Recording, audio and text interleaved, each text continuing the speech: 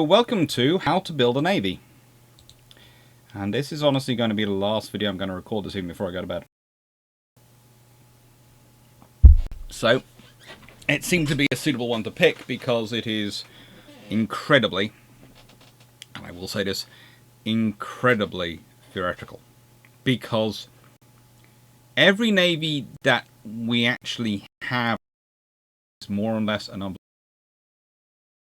evolution. Every one of the major navies you're thinking about in the world, when you go through your head, they are not a creation, they are an evolution. They have often grown. They start off as one thing and they metamorphosize into another. And there is actual reason for that in this process we're going to be discussing. And yes, you can see my toothpaste. Between recording last week, I remembered I hadn't got my Australia, so I thought I'd do that because I store it. I buy it in bulk. I'm that kind of Scottish and family ancestry. I buy a good deal. So, how to build a navy. This will be interesting, I do promise, even if I am slightly wittering. So, Tribals, Battles and Darings. Shameless book plug. Out and I just want to see where it goes. I want to see how far it gets. I want to see it get to 3rd and 4th editions and being able to add extra bits in from my trip to Haida. I'd love to be able to. I'd love it to have published enough that they will allow me to add in an extra chapter about the visit to Haida and hopefully a chapter about the visit to HMAS Vampire. That's what I would really like. I'd like to add in. I've put notes. I've got a rough chapter sketch together for those for. If they eventually allow me to do it, I can add in those chapters. Well, I've got the one for Haida together. The one for, well, hopefully by this point, hopefully everything's gone to plan, and touch wood it will do, I will have also got the notes put together for Vampire. We'll see though. Building a navy is a process of questions. And these are the big questions, but from all these they beget more. Why do you need a navy? What do you want to do with a navy? What facilities do you have to build and acquire a navy? What facilities do you have to support a navy? How will your acquisition of a navy affect others? And in turn, that one could be added, and how will their reaction affect your acquisition? But, as said, all these questions beget more questions, and all of them require answers. But often before you can provide an answer to these big questions, you need to provide an answer to the small questions. Why do you need a navy?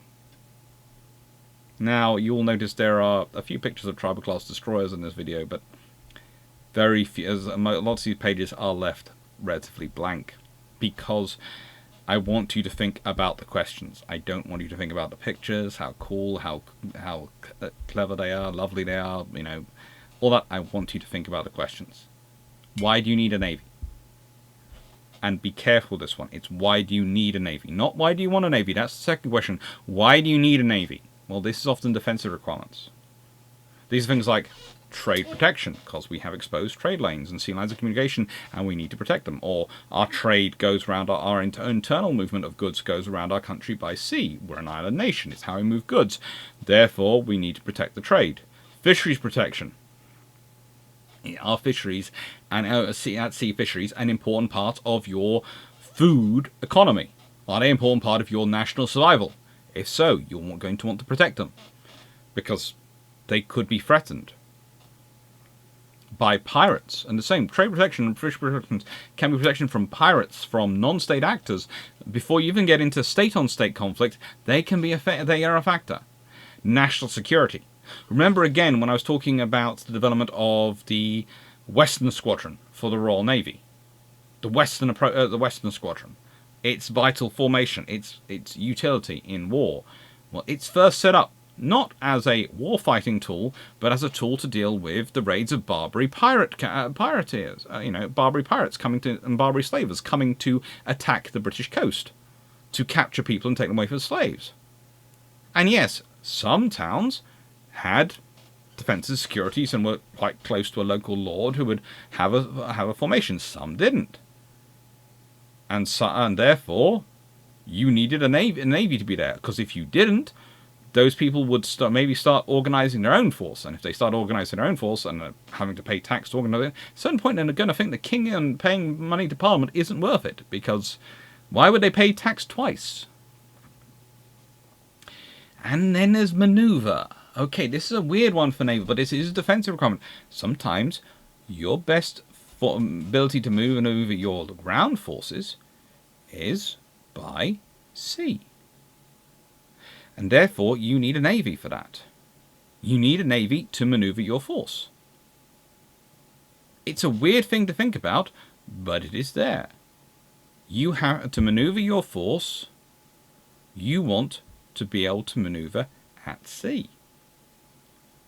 It's also logistical supply. In fact, some of the early royal navies, or navies royale, or fleets taken up by kings in the UK and kings in France, and even some rulers in other parts of the world, are literally that. They aren't taken up for war fighting, they're taken up for logistics.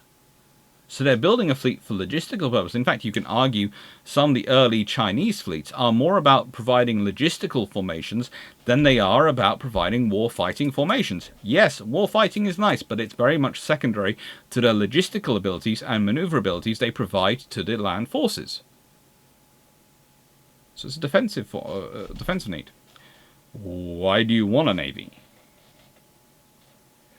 You see, this basically comes down to two roles: to interfere with others' trade and to project force. Basically, a lot of things you need a navy for are the reasons you need a navy are because of what others want a navy for. And the reason others need a navy is because of the reasons you want the navy for. Oh, it's an interesting life. People start going, well, what about sea control and gaining sea control? Well, yeah, that's lovely, but sea control allows you to interfere with others' trade and project force. And stop them interfering with your trade and being able to project force at you. So sea control is how you control the sea, is how you achieve these requirements. But it's not the requirements. Controlling the sea in and of itself has no benefit. It's the fact that sea control allows you to interfere with the other side's trade, allows you to protect your own trade, allows you to project force to the other side while they cannot project force to you. That is why sea control has value. Just saying I control this ocean, that's not helpful. I control this ocean so I can blockade you, and you can't blockade me. I can do amphibious operations against you. You can't do amphibious operations against me. I can stop you fishing. You can't stop me fishing. I can make it feel like you as a government are not able to defend your citizens, whereas my people feel nice and secure. That is why sea control is valuable. But that is where sea control is giving you the things you need for your offensive wants and your defensive needs. So think about that one.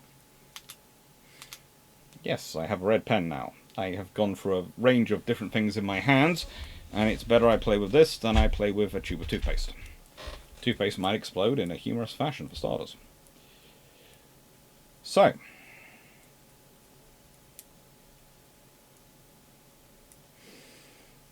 what is next?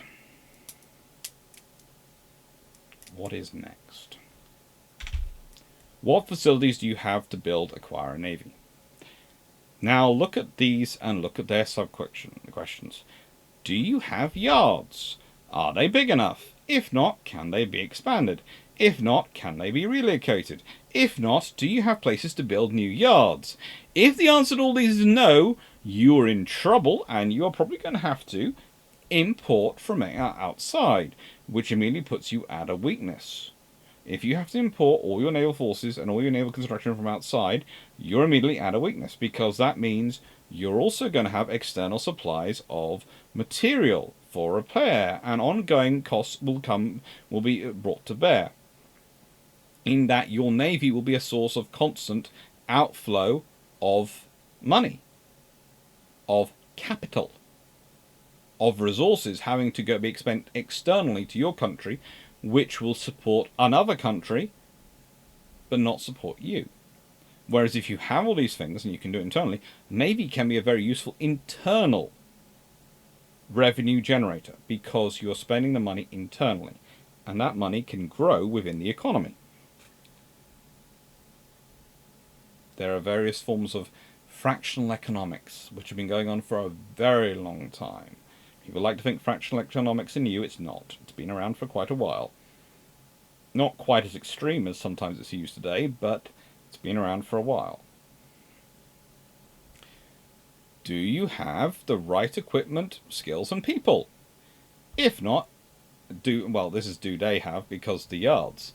Do the yards have the right equipment, skills, and people? If not, is there the money to procure the equipment? If not, can the people be trained? If not, can the people be hired? Again, no point having a yard, expanding it, not having the people who have the skills to build the ships in it, and not having enough of those people either. There is no point. You need both. This also causes interesting things in wartime, because if your primary force is your army, it can be very tempting to call up a lot of your yards people to serve in your army, which A, will possibly get them killed on the front line, but B, mean they cannot build ships for you. But there again, if you then give them a lot of protection, and say they can't be recruited, that can cause issues whereby people could be hiding in the shipyards to avoid recruitment into the army, but still not helping out much in the shipyards. It's a constant catch-22 you have to monitor. You have to monitor it. And you have to think about it. Now, this is not going to be a long video, but this is hopefully going to be a thought-provoking video. I'm going to say that right now. What facilities do you have to support a Navy? Well, it's an ongoing process. Maintenance of ships. Acquisition, storage, and maintenance of supplies and weapons. Maintenance of personnel. And all of these have sub-questions. Maintenance of ships.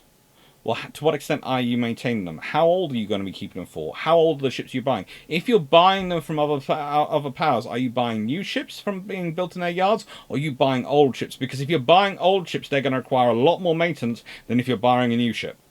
You're going to get a lot less life and movement out of an older ship than you are out of a newer ship. But if you can't afford the newer ship, the older ship is better than nothing. So it's a constant balance. Acquisition, storage, and maintenance of supplies and weapons. Again, newer ships tend to come with newer weapons, which means those weapons that their supplies will have a longer shelf life.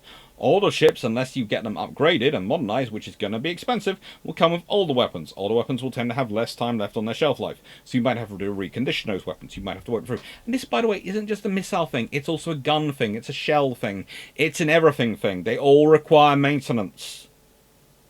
They all require being serviced, they all require being looked after, and they require skilled people for it. And then there's maintenance of personnel. Because there's no point having a Navy and not having the personnel to crew it. And again, this is here. Do you have the personnel? Do you have the sailors? Do you have the officers? Can you recruit them? Well, guess what? Can you maintain them? Can you provide them with enough employment they stay with you? Can you provide them with the quality of life they need? Okay, the quality of life thing changes. So in some generations, in previous generations, they haven't been happy to leave their families for months on end. It's just the other options for them to go and work in are not as viable, so they have to take the choice of staying in the Navy and going away for months on end, because that's how they can afford to feed their families and give them a quality of life.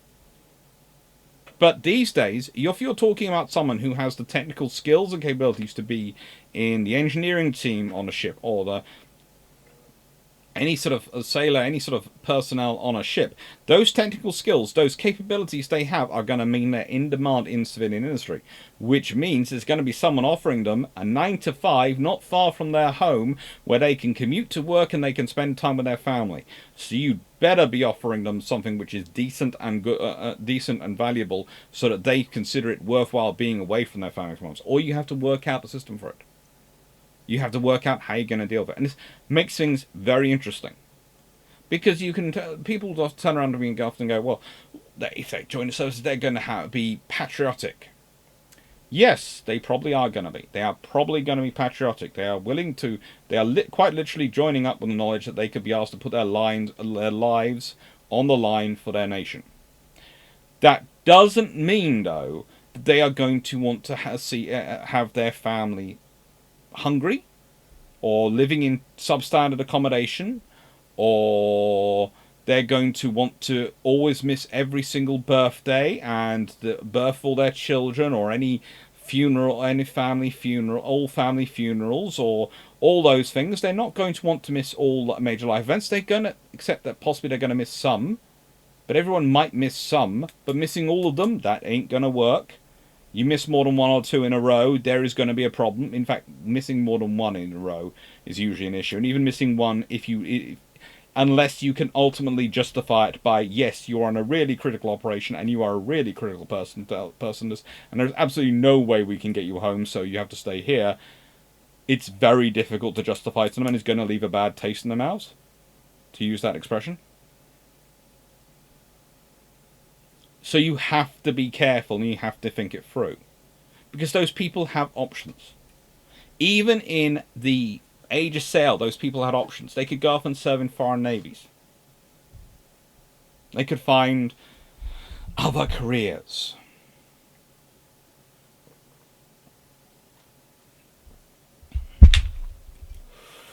And sometimes you wanted them to, sometimes you didn't want them to. But they could go because of the way you treated them. So you have to think it through. You have to think this through. What are you prepared to do? What are you prepared to offer? Because again, there's a difference between a navy, an army, and an air force. In that, navies, no matter what the scenario, spend a considerable amount of time away from home. In the submarine service, they spend a considerable amount of time away from home underwater. They don't even get to visit cool places. They are literally underwater. They go out, they spend months at sea, they come back. They never see anything other than the inside of the sub.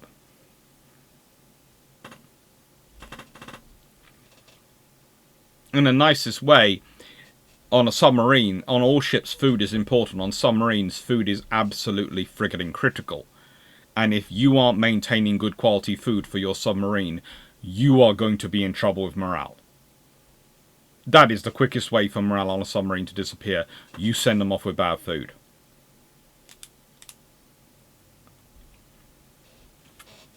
So all this requires thought and work to maintain and to build a navy. How will your acquisition navy affect others? How will your neighbours, your peers, other interested powers react to your acquisition navy? So, are they likely to feel threatened? Would it be sensible to ally with them, or mollify their feelings in another way? Or are you in a position to safely ignore them?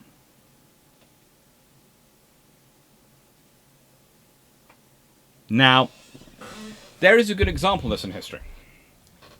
When Japan was looking at acquiring a navy, they knew there were two powers who could be adversely affected by it. America and Britain.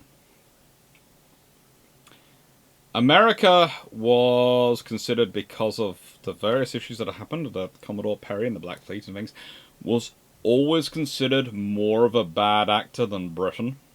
Despite some of the nasty things Britain got up to. This is the amazing part of history in this case with Japan, but sorry America, cause you got there first and did what you did, you are the ones who get blamed with it all. We turned up, the Brits turned up second and were probably under orders to do something very similar, but because they arrived second, they managed to be peaceful about it. Anyway, leaving that to one side, that curious quirk of fate, it means that Japan knows if they are arming their fleet and building a fleet, that the two powers who could be most affected by it are Britain and America. They don't trust America. They don't trust Britain much, but they trust Britain more than they trust America. And they know that if they ally with Britain, or at least have good relations with Britain, and they buy the ships from Britain, Britain will unlikely to feel threatened by it. Because Britain's such a large power that the acquisition of these ships by this island nation so far away from British territory, so far away from British, especially the British home islands, it's not going to upset or worry them as much as it'll worry America. But if Japan is allied with Britain, it's going to make America less likely to do something, because no one in this period really wants to upset Britain. Because even if it's upset short of war, because what you do is not war, they will find ways of making you feel they're upset. It's kind of like dealing with a senior NCO. Yes, as a junior officer, you can and do sometimes need to tell them off. But also as a junior officer, you need to make sure you have a good reason for doing it, because if you don't, and you just do it because you're in a bad mood, you might find they have subtle ways of getting revenge. Not nasty things, but things which will certainly make your life less pleasant. And so that's the scenario you're dealing with. You know, if again, it's the diplomatic power, it's the global status, it's the things Britain can do. All sorts of little annoying things, like oh, you need coal for your global operations. Oh, that'll just be a little bit slow in arriving. It still arrives, so you can't dispute that they delivered it, and you can't get out of contract, and it's still the best coal available. But it did also delay your movements by a good week at every opportunity.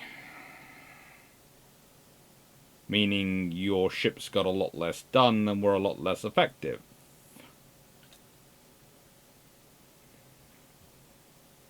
And yeah, they have good reasons, but you also know there are reasons behind the reasons. Could our powers draw strength from your growing capability? Again, is an alliance or at least stronger diplomatic ties a good idea? Alternatively, can they be brought into your economic sphere, and so, for increased financial strength, help to share the burden of the cost of investment? Now, this being brought into your economic sphere can take multiple forms. It could be in return for a local protection alliance and defense alliance. There is also a trade component, which gives you tariff and barrier-free trade between your two countries, which can help you, especially if you're probably larger than them. If you're able to, if you're sort of building a navy and they're not, and you're capable therefore supporting them and they're not, so it's probably going to help your economy more by providing your economy, which is already large in the first place, with with a greater market area. But there are other things that can go on. This can include full inclusion in an empire. So, again, there are various nations which are a model of that. I'm not going to name names, but there's one particularly massive one, which likes to take over quite a large part of the world. Mostly by accident. I would, it's a strange thing to say that to people, but I go, no, there wasn't any grand plan. It just was a series of decisions taken, and it happened. And that's the trouble, really, with its organization. So, summary. Building the world's most formidable fleet. Yeah, Britain is an interesting example of this, because Britain is a very long process. And it pretty much answers all those questions slowly, but it sometimes forgets its answers to those questions. That is a trouble for a nation. You can be around long enough, you forget the answers to the questions you answered a long time ago. And you can have to come up with new answers. You can have to renew your understanding. And I would add that that renewal of understanding, those answers, they have to live within the wider culture, but most importantly, they have to live within your political class for them to be remembered. And the quicker the changeover and churn in your political class, the more likely it is you're going to have to remind them.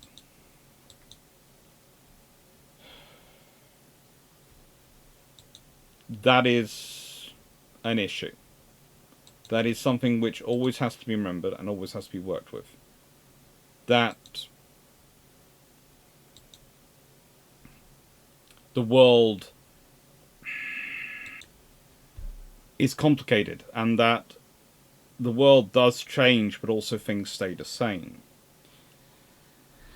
And this is when you get into real trouble, because it means you need to answer these questions again. And you need to answer these questions on a national level, because all of this, all of these questions, all these answers are something which require funding. They require the spending and allocation of taxpayer money, because that's where the government gets their money from, the taxes they take in from people, from corporations, from the economy. It requires the allocation of that spending. Now, you can believe in defense spending, you can not believe in defense spending. I don't mind on that one. I know what I believe. Your belief is up to you.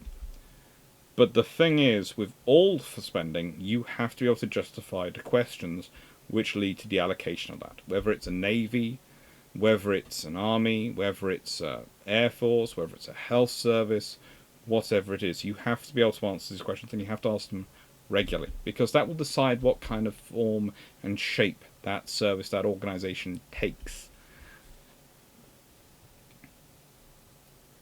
And I think my definition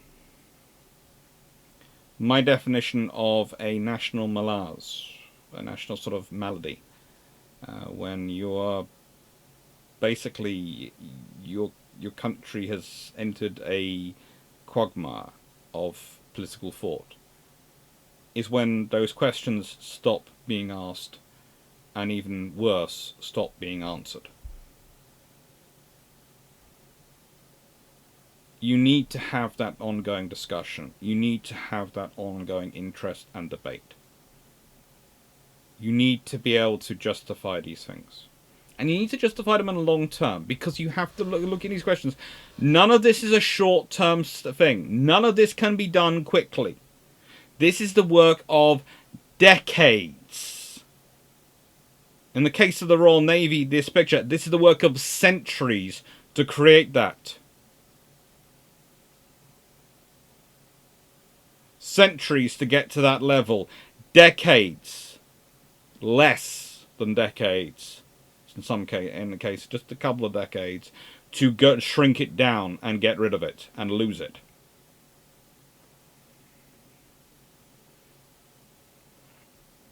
It is far more quick and far more easy to lose things, to get rid of them, than it is to build them. It is far easier to do that.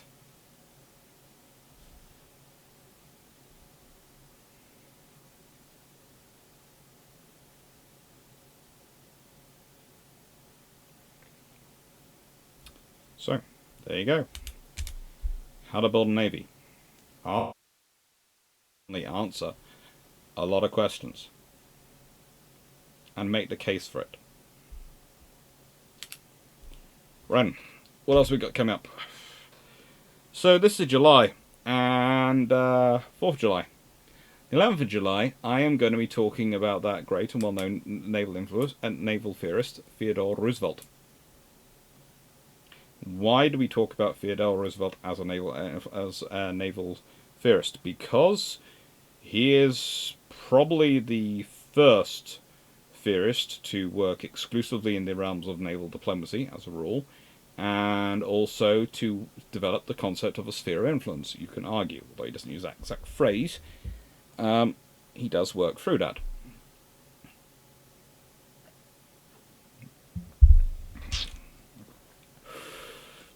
We've also got this month coming up, building the fleets of Lisa, and battle cruisers leading up to World War I.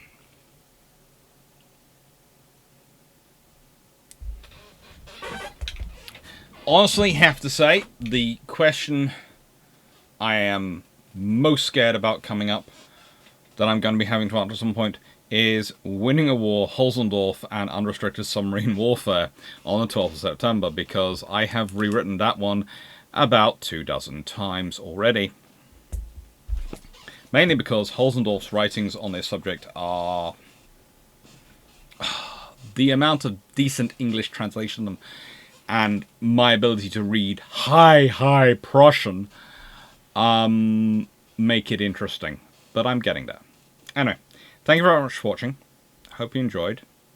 And I think, honestly, I've asked so many questions in this video, I don't need to put in a question here. I think you'll have plenty to answer yourselves. Take care, and ask questions. Doodles.